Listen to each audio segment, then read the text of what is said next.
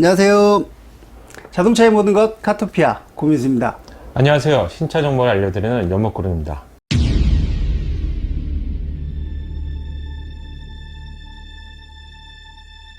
자, 전기차와 내연기관의 차량 가장 다른 게 뭐가 있을까요, 그러면? 어떤 게 있을까요? 일단 뭐 내연기관 차량 같은 경우는 뭐 습관적으로 주유소를 가서 기름을 넣을 것 같고요. 전기차는 충전이 될 것 같은데. 맞아요. 네. 전기차를 바꾸게 되면 가장 먼저 내가 수년 동안 해왔던 습관 중에 달라지는 게 바로 주유가 충전으로 바뀐다는 거죠. 근데 이게 가솔린 디젤은 주유하는 시간이 정말 빠릅니다. 찍! 예. 근데 충전을 해야 되는 전기 차량 같은 경우에는 이게 좀 시간이 좀 오래 걸리죠. 아, 맞아요. 네. 그래서 이게 지금 뭐 슈퍼차지 기술도 나와 있고, 그다음에 뭐 차세대 배터리 전기차의 가장 큰 이슈가 충전 시간이라고 해도 과언이 아닐 정도로 충전이 전기차의 시대를 바꿔놓을 거라고 예상이 되는데요. 지금 현대기아차의 충전 시간이요. 지금 고속 충전기로 물렸을 때 80%까지 35분 정도가 걸린다고 해요. 고속으로 물렸을 때요? 네. 와, 35분. 이게 전체 다 아니잖아요. 그렇죠. 그리고 이게 또 기계에 따라서 편차가 있다고 합니다. 기계에 그러니까 따라 편차가 있다. 같은 고속 충전기라고 해도 이게 막 외부에서 눈비 맞고 이 충전소가 외부에 있는 경우 있잖아요. 노선에 있는 경우는. 네.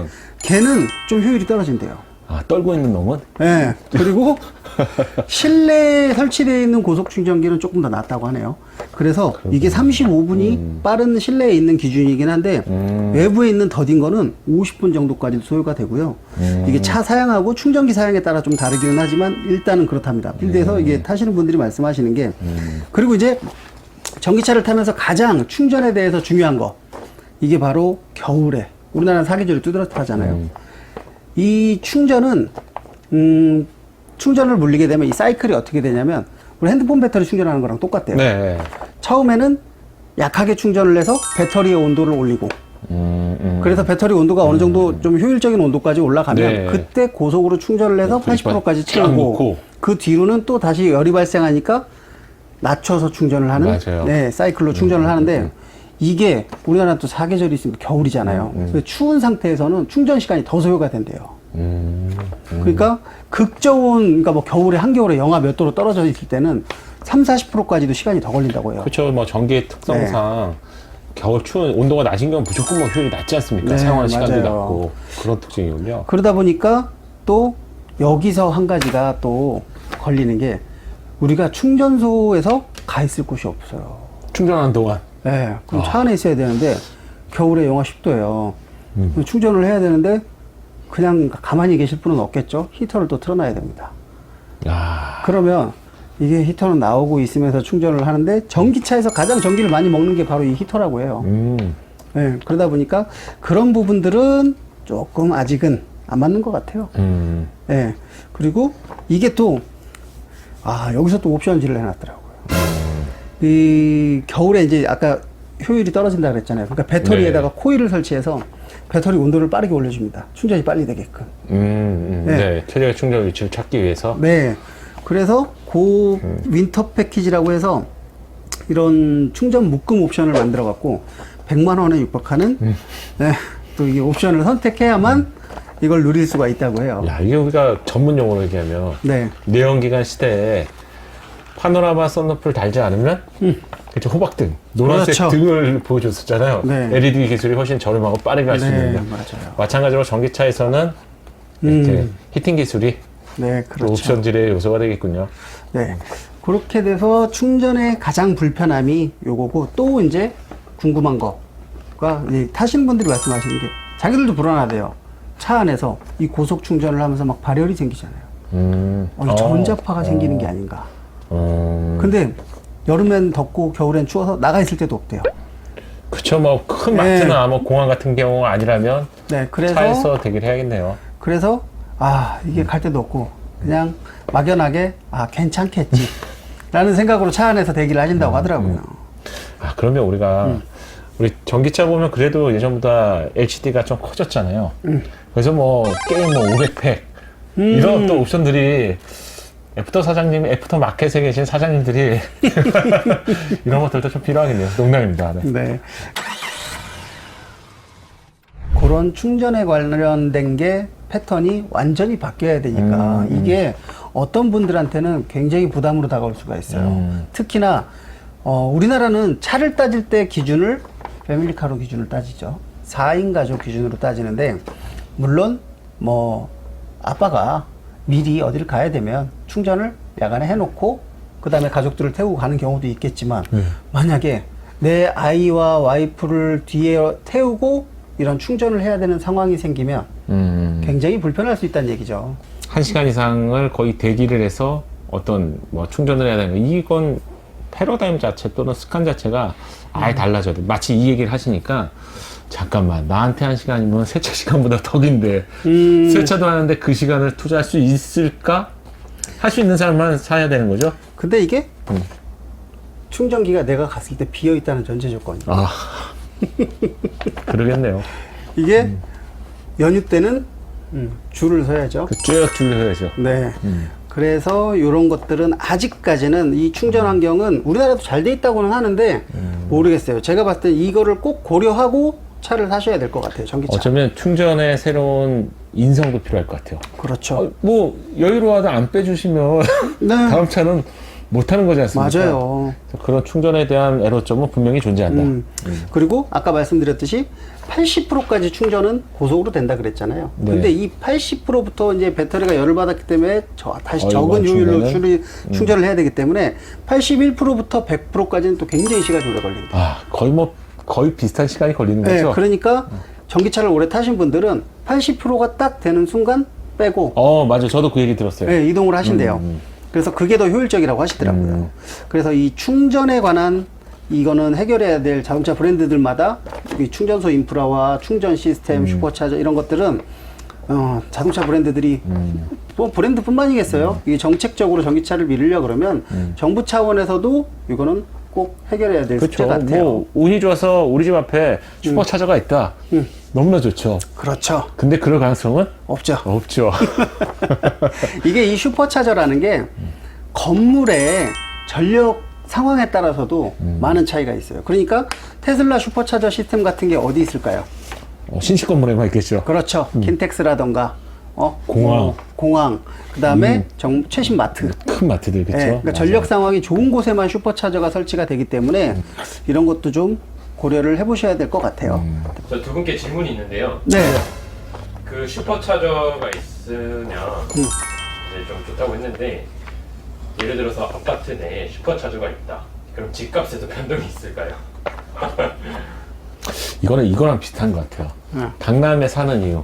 서울대학을 가는 사람도 많다. 나중에는 분명한 수요가 있고 빠르게 하는 거는 좋은 거잖아요. 마치 우리가 예전에 PC가 있었는데 다 손에 모바일을 들고 다니는 것처럼 영향을 미칠 것 같은데요. 지금 너무 작아서 인프라가 정말 많아진다면 우리 집 앞에 슈퍼차저가 있다는 건 지하철이 있는 거와 좀 차이는 있겠지만 분명히 이점은 되겠죠. 그렇죠. 제 채널에 네. 이런 질문도 많더라고요. 충전 시간 외에도 그럼 전기차, 저 같은 경우도 그런데 전기차라면 정말 저렴하죠? 절대 아닙니다. 아니라고요? 네. 이 전기차가 경제성 때문에 전기차를 타는 시대는 이제 끝났다고 보시면 돼요. 아, 왜요? 왜냐면 전기 충전비가 지금 계속 오르는 추세이기도 하지만 지금 킬로와트당 313원 뭐 조금 한시적으로 좀 200원대 지금 유지를 하고 있는데 네. 한 번 200원, 완충을 하면 64킬로와트 차량 충전하는 기준으로 네. 뭐 한 15,000원 정도 200원 내외. 기준으로? 네. 200원대 기준으로 15,000원 내외인데 그걸로 300km에서 400km를 주행한대요. 300에서 400km의 주행이라는 게 요즘 나오는 최신 전기차 니로 소울 이상적으로 운행을 했을 때 387km래요, 주행거리가. 최대로 왔을 때. 그렇죠. 최대로. 그러면 최대의 주행거리로 본 거기 때문에 훨씬 더 적겠죠. 그러면 경유를 만약에 4만 원을 넣었어요. 네. 4만 원을 넣으면은 뭐 대충 네. 중형급 정도로 네, 그렇죠. 500km 가는데. 그리고 휘발유 하이브리드에 4만 원을 주유를 하면 오, 그러면 뭐 네, 그러니까 600은 가겠네요. 이것만 봐도 전기차를 경제성으로 내연기관과 비교하는 시대는 이제 끝났어요. 그러니까 200원 정도로 봤을 때가 전기차 기준으로 그렇죠. 2만 원 정도 되는 거죠. 네. 그 다음에 우리 그 디젤 같은 경우는 한 3만 5천 원, 4만 원이 된 거고, 네. 하이브리드 모터가 붙은 게 네. 그렇게 따지면은 내가 올라가면 이제는 디젤하고 네. 특히 하이브리드하고는 큰 차이가 안 나겠네요, 현재라도. 그렇죠. 그리고 또 뭐가 있냐면 자, 우리 내연기관과 하이브리드 차량의 최장점이 뭘까요? 내연기관과 하이브리드 차량의 최장점이요? 자, 정속주행 장거리 정속주행 시 공인연비보다 보통 30% 이상 잘 나오는 연비죠. 그렇죠. 그리고 우리 발 컨트롤이라고 하잖아요. 그렇죠. 내연기관은요. 100%라는 효율에서 시내 주행을 하면 그게 다 못 뽑아내지만 정속 주행을 하고 있는 상황에서는 효율이 100%에 가깝게 올라갑니다. 그렇죠. 그러니까 공인연비보다 얘가 30%에서 많게는 40%까지도 더 잘 나오는 이유이기도 맞아요. 하고요. 그러니까 공인연비 12km짜리가 장거리를 뛰면 15km, 16km가 나오는 건데. 그렇죠. 20km까지 도전이 가능해요, 모든 네. 차들이. 근데 여기서 이제 전기차의 특성을 한번 생각해 보는 거죠. 자, 전기차는 100km로 달리면 기름이 많이 먹을까요? 전기를 많이 먹을까요? 적게 먹을까요? 80km보다. 80km보다. 내연기관으로 하면 정속 주행을 한다면 네. 더 좋을 것 같은데 아니니까 물어보시는 거죠, 네, 지금? 맞아요. 전기차의 특성이 그래요. 차의 속력을 높인다는 것은 곧 배터리에 전압을 더 끌어다 써야 되는 거예요. 그러겠네. 그러니까 60km, 80km, 100km의 차이가 굉장히 크게 납니다. 올라갈수록 떨어진다는 그렇죠. 왜냐하면 얘기잖아요. 출력을 그만큼 끌어와야 되니까. 네네. 네. 그래서 이게 그럼 발 컨트롤 필요 없다는 얘기잖아요. 그렇죠. 발 컨트롤이 의미가 없고 그냥 빨리 달리면 많이 먹고. 속도를 높이면? 네, 그렇죠. 그러니까 정속 주행의 의미가 없는 거죠. 그러겠네요. 네. 그런데다가 얘는 또 단점이 있어요. 또 있어요? 단점이 뭐냐면 언덕 같은 데서는 주행 가는 거리를 믿으면 안 됩니다. 더 큰 힘이 뭐 우리 필요하니까. 가솔린도 그렇잖아요. 주행 가는 거리가 만약에 250이었는데 이렇게 언덕을 막 내가 이렇게 부하를 벌여서 맞아, 올라가면 맞아. 쭉쭉 떨어지잖아요. 맞아. 대관령 전기도 이렇게 갔다 마찬가지예요. 오면 강원도 갔다 오면. 네, 그래서 전기차 타시는 분이 실제로 그래요. 이게 사실상 20% 밑으로 떨어지게 되면 그러면 두근. 네, 두근 이거네. 진짜 등골이 서늘하대요. 그리고 어. 특히나 그런 상황에서 만약에 강원도 같은 데서는 언제서도 전혀 이상하지 않답니다. 네. 기도라는 마음으로 그리고 올라가겠네요. 또 내연기관은 연료 유량, 그러니까 양의 유무에 따라서 출력이 변하지가 않잖아요. 근데 전기차는 변한대요. 그러니까 배터리가 뭐 한 30%에서 80% 있을 때 하고 30% 밑으로 20%가 떨어지면 현저하게 출력이 떨어지고 그리고 예민한 분들이 느끼시는 것 중에 하나가 오디오 품질도 떨어진대요. 오디오는 정말 그럴 수 있을 것 같아요. 네, 진짜 그런 말씀을 하시더라고요. 이게 공통적으로 전기차 카페 같은 데서 그렇게 나오신대요. 듣고 계신 분들께서 네. 야 그럼 아이오닉이 그런 거야? 이건 아니죠. 기존의 현대기아차는 사실상 어떻게 보면 차가 다르긴 한데 비슷한 플랫폼이죠. 맞아. 뭐. 기존 네. 현재 운행이 되고 있는 그렇죠. 이런 뭐 전기차들에서는 코나나, 니로, 소울, 아이오닉 뭐 대표적인 이런 지금 차들이 공통적으로 갖는 문제라고 보면 되고요. 그러면 오늘 알려주신 이런 얘기만으로도 우리가 파이가 공개가 되지 않습니까? 그렇죠. 체크 포인트네요. 그렇죠. 아이오닉 5 같은 경우에는 이제 정말 현대자동차의 최초 순수 전기차잖아요. 그럼 이런 것들을 이제 얼마나 보완했을지 또 앞으로 향후 전기차가 어떤 방향으로 갈지. 지금 사실상 보면 전기차 시대는 시기상조. 시작도 안 했죠. 네, 근데 지금 올해 뭐 테슬라 모델부터 시작해서 아이오닉 5가 지금 뭐 출격되기를 하고 하면 이게 앞으로 한 1년, 올해 내년에는 전기차 춘추 전국 시대가 될 수도 있어요. 오겠죠. 결국은 네. 오겠죠. 채널 구독자분들께서 네. 그럼 전기차 시대에 관리 포인트라고 해야 될 것 같은데 더 관리 안 해도 돼. 대표적으로 가장 귀찮은 게 내연기관에는 오일이었거든요. 그렇죠. 엔진 어떤 오일. 것들이 있을까요? 자, 전기차에서는 제가 정리를 한번 해봤어요. 네. 전기차에서 이제 뭐가 들어갈까? 그랬더니 이제 대표적인 게 이제 엔진 오일이 없으니까 엔진 오일 없고 감속기 오일 교체가 있고 감속기요. 그리고 그 제동 시스템은 똑같이 들어가니까 브레이크 패드라던가 브레이크 오일 그렇죠. 그리고 네. 뭐 타이어 그다음에 뭐 주기적으로 오일, 에어 클리너 이런 것들은 똑같은 거고요. 그렇죠. 에어컨 필터라든가 이런 뭐 타이어 이런 것만 들어가는데 이제 여기서 또 단점이 있어요. 왜냐면 전기차의 핵심은 모터와 배터리죠. 네. 근데 이 두 가지로 이루어지는 차니까요. 근데 이 모터와 배터리가 상당히 고가입니다. 보통 그래서- 우리가 전기차 하면 배터리만 고가인 줄 알아요. 네. 저 같은 경우 그렇게 생각하죠. 듣기에는 거의 뭐 2천만 원 비용이 배터리 원가에 맞아요. 해당된다고 하던데. 신형 차량들, 전기차들 같은 경우에는 배터리 값이 2천만 원 가까이 하고 있고요. 그리고 뭐 내연기관에서도 엔진이 몇백만 원 하니까. 근데 엔진은 여러 가지 부품이 모이는 거기 때문에 수리가 가능한데 이 전기차들 이 카페에 이렇게 보니까 감속기 소리라든가 모터가 불량으로 교환하신 차주분들이 꽤 있더라고요. 근데 이게 교체할 때 가장 단점이 뭐냐면 이거를 단품을 빼서 수리를 하는 게 아니라 어셈블리 교환이에요. 통째로 그렇죠. 갈아야 된다는 거죠. 그러면 이런 수리 비용이 어마어마하게 차주한테는 큰 부담으로 다가올 수가 있어요. 그래서 그럼 이거를 근데 이 차를 왜 타십니까? 하고 제가 물어봤어요. 그랬더니 정말 간절하게 내 차는 안 그랬으면 하는 마음으로 탄대요. 이렇기 그런 때문에 사람들이 있군요. 전기차는 정말 잘 알고 구입을 고려해야 됩니다. 그런 부분들도 어쩌면 이번 올해부터 출시될 순수 전기차에서는 개선이 되었겠죠. 뭐 아이오닉 5 같은 경우 대표적으로 EGMP 모듈에서 배터리를 셀 단위로 교체할 그렇죠. 수 있게 모듈화라고 이렇게 표현을 하는데 나와보면 참 궁금하기는 해요. 기대해보고 뭐 네. 저희들은 꼼꼼하게 네. 체크해봐야겠네요. 그리고 이 배터리가 또 한 가지 정비에 대해서 말씀드리면 이 배터리를 할 수 있는 시설이 몇 개 없대요.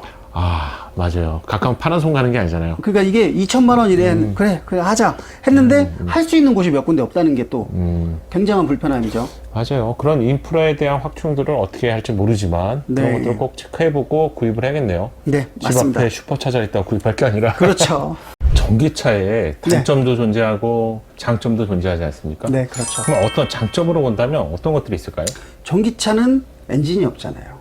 그렇죠. 그러니까 폭발을 하는. 일단 진동 소음이 없습니다. 엔진 소리. 그거 너무 좋아요. 네, 그러니까 정차했을 때도 항상 조용한 그리고 진동 없는 그런 느낌. 그리고 또 모터가 내연기관처럼 한 박자 늦게 반응하는 게 아니라 밟으면 즉각적으로. 즉각적인 출력이 나옵니다. 그건 슈퍼카잖아요. 그래서 발진 성능도 굉장히 좋고 예, 그런 점들이 장점인데 좀 더 그렇죠. 우리가 이제 아직 네. 아이오닉을 순수 전기차 1호인 아이오닉을 네. 안 봤기 때문에 기존 전기차의 어떤 문제점을 얘기하는 상황이잖아요. 맞아요. 그리고 기존 전기차가 왜 순수 전기차라는 이름을 못 받았는지 이런 이유가 다 있었던 맞아요. 거고요. 그래서 전기차를 기다리시는 분들이 아이오닉 5에 대해서 기대치도 높고 그러네요. 네. 이제 해볼 만하다. 그렇죠. 이제 어떻게 나오냐가 관건인 것 같아요. 이런 그런 것들을 또 다 해결해서 나온다 그러면 정말 괜찮겠죠. 어떻게 보면 전기차를 구매하시는 분들은 막연히 미래지향적인 전기차 이런 것보다는 이미 데이터들이 많이 나와 있기 때문에 필요한 부분 체크리스트를 좀 하고 계셨다가 아이오닉 5가 곧 공개가 되지 않습니까? 네. 그때 꼭 한 번씩은 체크를 해보셔야 될 것 같아요. 그렇죠. 저희도 한번 준비해 보시죠. 발표 나고 나서 네. 정말로 이런 기존 전기차의 문제점들을 어느 정도 개선했는가 이런 영상도 재밌을 것 같아요. 맞아요. 이 전기차의 이 문제점들이 딱 극명하기 때문에 그런 게 어떻게 바뀌었고 공개되는 스펙을 보면서 한번 만들어보는 시간을 또 가져도 좋을 것 같습니다. 네. 저 질문이 있는데요. 네. 네. 그랜저 하이브리드를 타시는 지인분이 계신데 네. 네. 아이오닉 5가 출시가 되면 갈아타고 싶으시다고 하거든요. 음, 네. 혹시 아이오닉 5가 그랜저보다 훨씬 좋죠? 어우, 좀, 안 좋나요? 당황스럽네요. 예. 예. 먼저 말씀하세요.